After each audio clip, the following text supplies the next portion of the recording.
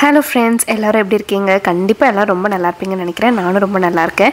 நம்ம வீடியோ ஒரு மோட்டிவேஷனோட ஸ்டார்ட் பண்ணலாம் அப்படின்னு சொல்லிட்டு மார்னிங் எழுந்தோன்னே வாக்கிங் தான் போயிட்டுருந்தோம். ஆனால் ஆரம்பித்த முதல் நாளே பாவம் அவங்களுக்கு காக்கா சம்பவத்தை பண்ணி விட்டுருச்சு. அதுக்கப்புறம் அப்படியே வந்து ஒரு 1 வீக்காக போயிட்டுருக்கோம். நம்ம உருப்படலான்னு பார்த்தாலும் இந்த மழை விட மாட்டேங்குது. அதனால ஒரு லாஸ்ட் 2 டேஸாக வந்து வாக்கிங்கே போக முடியல. சரி, அப்படியே போனோம். வீட்டுக்கு வெஜிடபிள்ஸ்லாம் வாங்கிட்டு வந்துடலாம் அப்படின்னு சொல்லிட்டு நமக்கு தெரிஞ்ச சில வெஜிடபிள்ஸ்லாம் வாங்கிட்டு வந்துட்டோம். அதுக்கப்புறம் இஞ்சி பூண்டு பேஸ்ட் வந்து கடையில் தான் வாங்கி யூஸ் பண்ணிகிட்ருக்கோம். ஆனால் அந்த ஃப்ளேவர் வந்து ஏதோ டிஃப்ரெண்ட்டாக இருக்க மாதிரி இருக்குது. சரி, வீட்டிலே பண்ணி வச்சுக்கலாம் அப்படின்னு சொல்லிட்டு சும்மா கொஞ்சம் எடுத்து பண்ணி வச்சுட்டேன். ஸோ டக்கு நமக்கு வேணும் எடுத்து யூஸ் பண்ணிக்கலான்ட்டு ஃப்ரிட்ஜில் ஸ்டோர் பண்ணி வச்சுட்டோம். இன்றைக்கி நம்ம 2 ஸ்பெஷல் ரெசிபி வந்து பார்க்க போகிறோம். ஸ்பெஷல் ரெசிபியில் சிம்பிள் ரெசிபின்னு சொல்லலாம், ஹெல்த்தின்னு சொல்லிக்கலாம். நான் சிக்கன் தான் வாங்கிட்டு வந்திருந்தேன். சரி, கொஞ்சம் சிக்கன் எடுத்து 65க்கு மேரினேட் பண்ணி வச்சிட்டோம். மீதி இருக்கிறத வந்து இந்த க்ரீன் சிக்கன் அப்படின்னு சொல்லிட்டு ஒன்று ட்ரை பண்ணேன். அதோட ரெசிபி கூட நாங்கள் ஷேர் பண்ணியிருக்கேன். ரொம்ப சிம்பிள் தான், நிறைய இன்க்ரீடியன்ஸ் தேவைப்படாது. கொத்தமல்லி, அதுக்கப்புறம் புதினா இருந்தால் போட்டுக்கலாம், இல்லைனா வெறும் கொத்தமல்லி கூட போதும். அது கூட வந்து பச்சை மிளகா, இஞ்சி, பூண்டு, கொஞ்சம் மஞ்சத்தூள், உப்பு இதெல்லாமே நல்லா அரைச்சிட்டு சிக்கனில் வந்து நல்லா மேரினேட் பண்ணி வச்சிடணும் ஒரு 1 hour போல். அதுக்கப்புறமா வந்து நம்ம அதை எடுத்து குக் பண்ணிக்கலாம். நான் அதுக்கு தான் மசாலா ரெடி பண்ணி கொஞ்சம் மேரினேட் பண்ணிவிட்டேன். இஞ்சி பூண்டு பேஸ்ட் பண்ணதுனால டேரெக்டாக அதே போட்டேன், இல்லை நம்ம டேரெக்டாக இதிலே போட்டு கூட அரைச்சிக்கலாம். அதுக்கப்புறம் ரீசெண்டாக இந்த லக்கி பாஸ்கர் மூவி வந்து டிவியில் வந்துருச்சு இல்லையா, அதுதான் பார்த்துருந்தேன். அதில் ஒரு டைலாக் வந்து ரொம்ப ஃபேமஸ் ஆகிட்டுருக்கு அண்ட் ரொம்ப இம்பாக்ட்ஃபுல்லாகவும் இருக்குது. லைஃப்பில் ஒரு ½ hour நமக்கு பிடிச்ச மாதிரி நடக்கலன்னா அதுக்காக நம்ம வந்து ஒரு நாள் ஃபுல்லாக வேஸ்ட் பண்ணிடக்கூடாது அப்படின்னு சொல்லிட்டு அந்த டைலாக் வந்து எனக்குன்ட்டே சொன்ன மாதிரி இருந்துச்சு. ஏன்னா நான் எப்போவுமே அப்படி தான், சின்ன வயசுலேருந்தே ஏதாச்சும் ஒரு விஷயம் வந்து நான் நினச்ச மாதிரி நடக்கலை, ஆனால் அதுக்கப்புறம் ஒரு விஷயம் ரொம்ப நல்லபடியாக நடக்க போகுது அப்படின்னாலுமே அது ஏன் இப்படி நடந்துருச்சு, அந்த விஷயம் இப்படி நடக்காமல் வேறு மாதிரி நடந்திருக்கலாமே அப்படின்னு சொல்லிட்டு அதையே யோசிச்சு டைம் ரொம்ப வேஸ்ட் பண்ணுவேன் அண்ட் மைண்டையும் போட்டு ரொம்ப டிஸ்டர்ப் பண்ணிக்குவேன். அது வந்து நான் மட்டும் தான் அப்படியா, நிறைய பேர் அப்படி தானான்னு தெரியல. பட் ஆனால் அந்த டைலாக் கேட்டதுக்கப்புறம் தான் எனக்கு தோணுச்சு, கரெக்டு தான் போல இருக்குது. நமக்கு பிடிக்காத ஒரு ½ hourக்காக நம்ம ஒரு நாள் ஃபுல்லாக வேஸ்ட் பண்ணுவோம், அதை அப்படியே தொடச்சிட்டு நம்ம அடுத்த வேலையை பார்த்துக்கலாமே அப்படின்னு சொல்லிட்டு. எத்தனை பேர் அந்த மூவி பார்த்துருந்தீங்க, உங்களுக்கு பிடிச்சிருந்தான்னு சொல்லிட்டு மறக்காம கமெண்ட்டில் சொல்லுங்கள். அப்படியே பேசிட்டு நான் க்ரீன் சிக்கன் வந்து குக் பண்ண ஆரம்பிச்சிட்டேன். இது குக் பண்ணுறது ரொம்ப ஈஸி தான். கடாயில் எண்ணெய் ஊற்றிட்டு பட்டை, ஏலக்காய், கிராம்பு, ஏலக்காய் இல்லைனாலும் விட்டுருங்க. அதுக்கப்புறம் வந்து வெங்காயம், கருவேப்பிலை போட்டு நல்லா வதக்கிட்டு இந்த க்ரீன் சிக்கன் வந்து நம்ம ஊற வச்சிருந்தோம் இல்லையா, அதை அப்படியே போட்டு கொஞ்சம் தண்ணி ஆட் பண்ணி நல்லா சிக்கன் வேகிற வரைக்கும் நல்லா கொதிக்க விட்டுரும். அது கூட கறி மசாலா இல்லைனா கரம் மசாலா ஏதாச்சும் ஒன்று போட்டு கொஞ்சம் உப்பு வந்து கரெக்டாக இருக்கான்னு செக் பண்ணிவிட்டு அதையும் போட்டு நல்லா வேக வச்சிடலாம் சிக்கன் வேகிற வரைக்கும். அது கூட நம்ம லாஸ்ட்டில் இந்த தேங்காய், கசகசா, அதுக்கப்புறம் வந்து சோம்பு, இது 3த்தையும் நல்லா பேஸ்ட் போல் அரைச்சி நல்லா லாஸ்ட்டில் சிக்கன் நல்லா கொதிச்சதுக்கப்புறம் ஊற்றிட்டு ஒரு 2 minutes கொதிக்க விட்டுட்டு இறக்கணும்னா டேஸ்ட்டான க்ரீன் சிக்கன் ரெடி. இது வந்து பார்க்குறதுக்கு மட்டும் சூப்பராக இல்லை, சாப்பிட்றதுக்கும் அவ்வளோ டேஸ்ட்டாக இருக்குது. ரொம்ப டிஃப்ரெண்ட்டாகவும் இருக்கும், நம்ம எப்பயும் செய்கிற தொக்கு மாதிரி இல்லாமல் அதேமாதிரி டக்குன்னு முடிஞ்சிடும். ஸோ கண்டிப்பாக நீங்களும் ட்ரை பண்ணி பாருங்கள். நானும் க்ரீன் சிக்கன் வச்சுட்டு பக்கத்துலேயே வந்து சைட் டிஷ்க்கு வந்து சிக்கன் 65 பண்ணிட்டு இருந்தேன். ஆனால் அந்த சிக்கன் 65லாம் ரொம்ப நல்லா இருந்துச்சு, சூப்பராக பண்ணி முடிச்சிட்டேன். ஆனால் லாஸ்ட்டில் ஒரு சம்பவம் ஆயிடுச்சு, அதை நான் ஷார்ட்ஸில் வந்து ஷேர் பண்ணுறேன். சரி, இப்போ நம்ம அந்த லக்கி பாஸ்கர் கதைக்கு வருவோம்.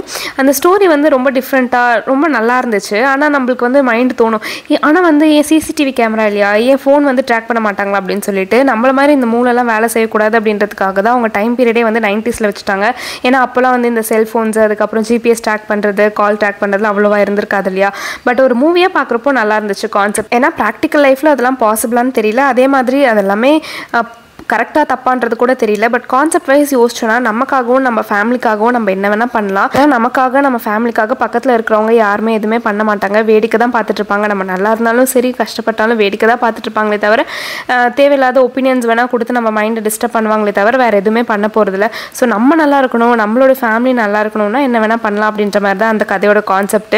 ஆனால் அப்படியே இந்தியன் 2 மூவி யோசிச்சோன்னா அப்படியே கான்ட்ராஸ்ட்டாக இருக்கும். இந்தியன் 2 மூவியில் வந்து தப்பே பண்ணக்கூடாது, கரப்ஷனே பண்ணக்கூடாது, பண்ணால் தண்டனை அப்படின்ற மாதிரி இருக்கும். இது வந்து தனக்காக தான் நல்லா இருக்கணும், தன் ஃபேமிலி நல்லா இருக்கணும்னா என்ன வேணால் பண்ணலாம் அப்படின்ட்டு இருக்கும். பட் இது வந்து ப்ராக்டிக்கலாக இருக்குது, அது வந்து நான் ப்ராக்டிக்கலாக இருக்குது. இப்போ கரண்ட் ஜென்ரேஷனுக்கு ஒரு நல்ல கான்செப்ட் மூவி, நல்ல ஒரு குட் ஃபீல் கொடுத்துருந்துச்சு. அப்படியே பேசிக்கிட்டே நான் என்ன பண்ணிகிட்ருக்கேன்னா கருப்பு உளுந்து களிக்கு தான் வந்து மாவு ரெடி பண்ணிகிட்ருக்கேன். இது ரொம்ப நாளாக பண்ணணும் அப்படின்னு சொல்லிட்டு உளுந்து வாங்கி வச்சு ஒரு 1 month மேலே ஆயிடுச்சு, பண்ணுறதுக்கே டைம் இல்லை. சரி, இதுக்கு மேலே வச்சா வந்து வேஸ்ட் ஆயிரும் அப்படின்னு சொல்லிட்டு எடுத்து பண்ண ஆரம்பிச்சிட்டேன். ஏன்னா இது ரொம்ப ஹெல்த்தியும் கூட, அதேமாதிரி பிரேக்ஃபாஸ்ட்டுக்கு சாப்பிட்டோன்னா டக்குன்னு செய்கிறதுக்கு டைமும் ஈஸியாக இருக்கும், அதேமாதிரி ஹெல்த்தியாகவும் இருக்கும் அப்படின்னு சொல்லிட்டு இதுதான் ரெடி பண்ணிட்டு இருந்தேன்.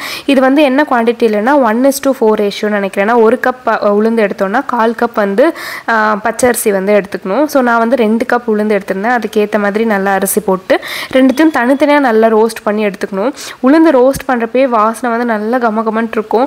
நார்மல் உளுந்து வந்து யூஸ் பண்ணலாமான்ட்டு எனக்கு தெரியல, ஆனால் கருப்பு உளுந்து தான் மோஸ்ட்லி வந்து எல்லோரும் யூஸ் பண்ணுறாங்க. இதுதான் வந்து களிக்கு, அதாவது கஞ்சிக்கு களிக்கெலாம் நல்லாயிருக்கும் அப்படின்னு நினைக்கிறேன். அதுக்கப்புறம் பச்சரிசியும் நல்லா நல்லா ரோஸ்ட் பண்ணிவிட்டு காய வச்சுருங்க. ரொம்ப நேரம் ஒரு 1 hour கிட்ட நல்லா சில்லுன்னு காஞ்சதுக்கப்புறம் அதுக்கப்புறம் மிக்சியில் வந்து அது ரெண்டுத்தையும் சேர்த்து போட்டு ஒரு 2 ஏலக்காய் போட்டு நல்லா அரைச்சி எடுத்துக்கோங்க.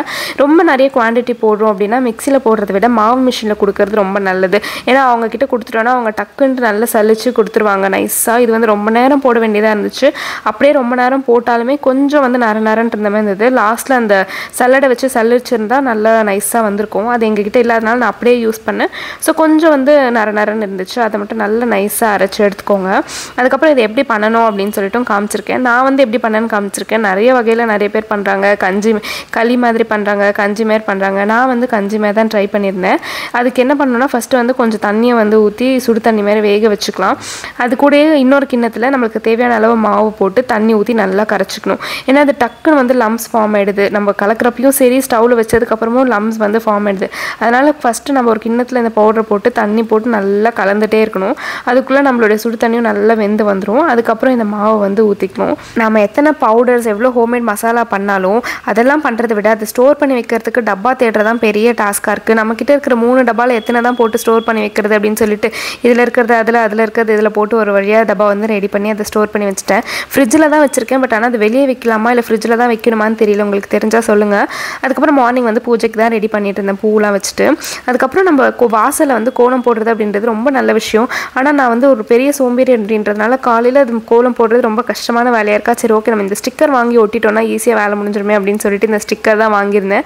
இது வந்து சவுகார்பேட் கிட்ட போனப்போ அங்கே தான் வாங்கியிருந்தேன். 2 ஸ்டிக்கர் 40 rupees அப்படின்னு சொல்லிட்டு. ஆனால் கொஞ்சம் வாசல் விட சின்னதாக இருந்துச்சு. நல்ல வேலைக்கு அப்பயே என்னோட மூளை வேலை செஞ்சு 2 வாங்கிட்டு வந்திருந்ததுனால இன்னொன்று வந்து கட் பண்ணி அட்டாச் பண்ணிட்டேன். பார்க்கறதுக்கே ரொம்ப அழகாக இருந்துச்சு. நம்ம போடுற கோலம் கூட அழகாக தான் இருக்கும். ஆனால் அதை விட இது பார்க்குறப்போ ரொம்ப வாசலே வந்து கொஞ்சம் மங்களகரமாக இருக்கிற மாதிரியே இருந்துச்சு. அதுக்கப்புறம் நீங்கள் லாஸ்ட்டு vlog பார்த்துருந்தீங்கன்னா தெரியும், திருப்பூரூர் போயிருந்தேன். அங்கே ஒரு அழகான விளக்கு கூட வாங்கியிருந்தேன் வாசலில் வைக்கிறதுக்கு. பட் அதுக்கு கொஞ்சம் பெயிண்டிங் வேலைலாம் பண்ணலாம் அப்படின்னு சொல்லிட்டு யோசிச்சு வச்சுருக்கேன். அதெல்லாமே நான் நெக்ஸ்ட் லாங் வீடியோவில் ஷேர் பண்ணுறேன். முன்னெல்லாம் வந்துட்டு இந்த ஹோம் டெக்கார் ஹோம் ஆர்கனைசேஷனில் வந்து அவ்வளோ இன்ட்ரெஸ்டே இருக்காது. ஆனால் இப்போலாம் வந்துட்டு நிறைய பேர் என்னென்னமோ வாங்கி டெக்கார் பண்ணுறாங்களா, அதெல்லாம் பார்க்குறப்போ ஒரு ஆசையில் நம்மளும் ட்ரை பண்ணுறோம். ஆனால் நீங்கள் கேட்கலாம் நீ என்ன ஆர்கனைஸ்டாக வச்சுருக்கேன் அப்படின்னு சொல்லிட்டு. பட் நான் சின்ன வயசுலேருந்தே ரொம்ப ஆர்கனைஸ்டாக வச்சுக்கிற பர்சன் கிடையாது. அது இருந்துச்சா அப்படியே இருந்துட்டு போட்டோம் அப்படின்ட்டு இருப்பேன். பட் அந்த மாதிரி ஒரு பர்சனாக இருந்து இப்போ கொஞ்சம் நல்லாவே தேறிட்டேன் அப்படின்னு நினைக்கிறேன். அதுக்கப்புறம் வந்து இந்த களி நான் சொல்லியிருந்தேன் இல்லையா, ஃபஸ்ட்டு வந்து சுடு தண்ணி வந்து வேக வச்சுட்டு இருந்தேன். பேரலாக கொஞ்சம் கிண்ணத்தில் வந்து பவுடரும் போட்டு தண்ணி போட்டு நல்லா கிண்டி வச்சிடணும். ஆனால் 2 பேருக்கு பண்ணுறதுக்கு பதிலாக நான் 2 ஊருக்கு பண்ணுற அளவுக்கு பவுடர் போட்டுட்டேன். ரொம்ப ஜாஸ்தியாகிடுச்சு. இது வந்து ஃபர்ஸ்ட் டைம் ட்ரை பண்ணுறதுனால அளவு தெரியல. ஸோ நீங்களும் வந்து ரொம்ப கம்மியாக போட்டுக்கோங்க. ஏன்னா ஸ்டவ்வில் வச்சதுமே குவான்டிட்டி நல்லா நிறைய ஆகிடுது. நான் அந்த பவுடர் அளவுக்கு தான் வரும்னு நினச்சேன். டபுள் த குவான்டிட்டி வந்துருச்சு. இனிப்புக்கு வந்து கருப்பட்டி இருந்தால் ரொம்பவே டேஸ்ட் நல்லாயிருக்கும். என்கிட்ட நாட்டு சக்கரை தான் இருந்துச்சு. அதனால் நாட்டு சக்கரையை போட்டு நல்லா கிண்டி விட்டோம். சக்கரையும் கொஞ்சம் அதிகமாக போட்டுக்கோங்க. எங்களுக்கு சுகர் கொஞ்சம் கம்மியாக இருந்த மாதிரி ஃபீல் இருந்துச்சு.